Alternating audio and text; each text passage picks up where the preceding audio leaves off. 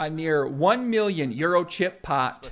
Tom Dwan on the commentary. A couple Asian men getting a little out of line and having a nice drink while they play super high stakes poker. And all the big names that we've known over the years, all playing in €1 million buy-in cash game, 2K, 4K blinds. No limit hold'em. We got the no limit hold'em hat on today, guys, for this. And yesterday we went over one of the biggest pots ever played, debatably the first, debatably the second from this session. And today we're taking a look at the third biggest pot that was played, I believe, during the session. Doug Polk took a look at another hand yesterday. He posted that on his YouTube channel. And yeah, we're going to listen to Tom Dwan's commentary during this one. We're going to go over this hand. And yeah, it's kind of this set over set spot on an all mono board at Nolan Hold'em. Coming from PLO, those boards scare the hell out of me when I have a set. But at Nolan Hold'em, you have to reshift that mind. So should be a huge pot. We have Paul flopped a set of 9s and Elton flopped a set of 7s.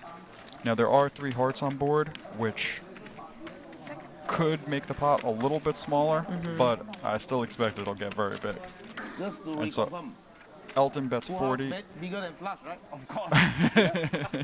And so Paul's making a joke here because when we play short deck, we for about the first few years it was played, everyone played the normal way that a full house beats.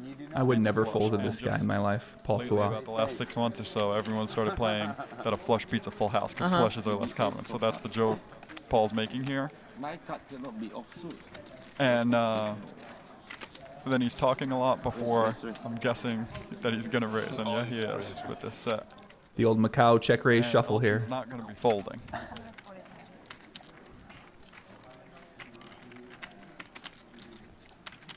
Yeah, so Paul started this hand with 925,000. They're playing 2,000, 4,000, so that's what we call 230 big blinds, which is pretty deep stacked. Yeah. And a set's a very good hand, but there are 3 hearts on the board. That's right, Tom. So 230 big blinds with 3 people in the pot. Phil Ivey sleeping. Look at him. What is he doing? To get in the middle on a 3 flush board with middle set or bottom set, but I still expect that that'll end up happening a lot of time depending on what the turn is here. And that's partly because Paul and Elton both have a history. They both play big pots against each other. Sometimes they try to bluff each other. Elton running the numbers in his mind there. I can't even speak English. Yeah, and on this card it's a offsuit 3, so it's going to be very hard for Elton to fold here. I think just about whatever Paul bets, Elton's at a minimum calling and very often going to be shoving because Paul only has about 800,000 left and the pot's 326. So if Paul bets, say, 200,000, if I was in Elton's spot, I'd probably call, but I wouldn't be surprised if he shoves here because I've seen Elton and Paul have a lot of times that they get in. Even though they both generally play pretty tight, they can sometimes get in some pretty loose hands against each other. I'm not sure. But so I think Elton might be thinking if Paul bets 200,000 or so and he shoves, maybe Paul has kings with the king of hearts or aces with the ace of hearts or something, and Elton can get the money in ahead. But also it's very possible, I think the right play if Paul bets 200 for Elton here is to call. And I would guess that's what he does, but I wouldn't be shocked if he shoves.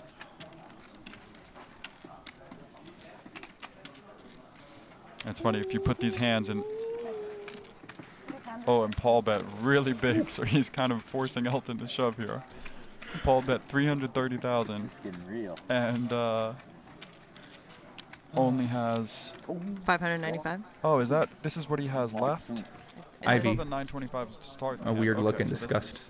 I was giving some bad commentary. I'm not a very good commentator here, apparently. I talk a lot. I haven't slept enough. You're I'm the same. So we're the B squad. We're the B squad. Hope we're funny then. I don't think so. I'm At least you showed up there. Yes, I did. Oh my goodness. Dwan putting on so there's a 1 minute shot clock apparently. So there is, yes. Now, so and Elton that would make me call too. If some guy does that, I'm not folding a set to that guy. Already, and Paul only has 600,000 more. Look at that. So if the river is not a heart, they're going to be getting the money in there. Oh, I guess or an 8 or a 10. There's actually a very good chance this freezes both of them up. That is a really big pot. That's true. So basically, in Paul's spot, I think he's going to be checking most of the time. And then I don't think this would be a very surprising value bet by Elton. So I expect this to go check on the river. What's the biggest pot that was televised ever? I wonder. What do the live pros say to do A here? few months ago, When the guy says what a pot, and then he ends up going all in. I never know what you're supposed to think playing against some like 4 million euros or some more aggressive players something like that on TV. who are a little bit more unpredictable. That one? Had that beat. I'm not sure. I don't know if that was. I don't think it was one. Might pot. overvalue So 2 pairs I would guess sometimes that or something pot's crazy over like that. 1.5 there. Kind of think, what does Paul put Elton on? Most likely a hand. If he probably would shove a flush on the turn, maybe not. Pot on TV, but with the But raise in under the gun +1, most likely overpair How long have we been playing for? An with the hour? heart, So ace we jack have with a to heart, listen sometimes. maybe queen 10 with 1 heart, something like that. But probably not. I don't think that's going to be in his opening range. Do you think he's upset? Under the gun +1. Maybe set of jacks, set of 7s potentially. But he probably maybe expects those to shove as well too. acting with his, Sometimes maybe jack 10 with 1 heart. but I think he But that acted probably with wouldn't raise set of pre-flop. Rivers and 8 because most rivers, I think he would have shoved and Elton would have called. And I think this was actually quite a good play by Elton. Oh wow! And this is a very surprising shove to me. So Paul shoves 600,000 into a pot of a Now we're million at euros. 1.5. This is bigger than yours. Oh yeah. Now Elton's got to figure out what does Paul have. And I think this is a good shove by Paul. A bunch think of Elton's the time gonna because call? I don't think Elton has many 10s in his range. Mm-hmm. But I did not expect Paul to do it. I think Elton could call here. I mean, he could think Paul's bluffing, but Paul often in the big pots can play kind of tight, especially versus someone like Elton. Mm-hmm. But then again, Elton's getting to risk 600,000. He wins 1.6 million, so he only needs to be winning here.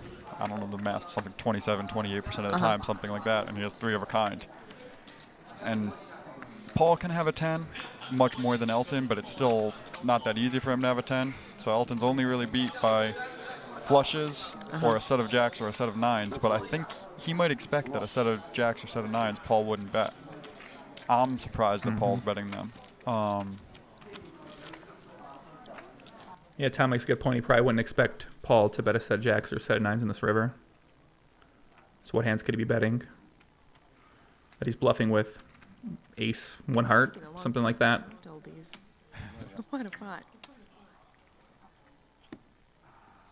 Could he be turning a made hand into, I guess probably not a bluff. If he's betting 2 pairs, some type of 2-pair hand, he's probably betting it for value. Definitely not pleased. I mean, I think on the turn, Elton, probably thought he had the best hand a lot of the time.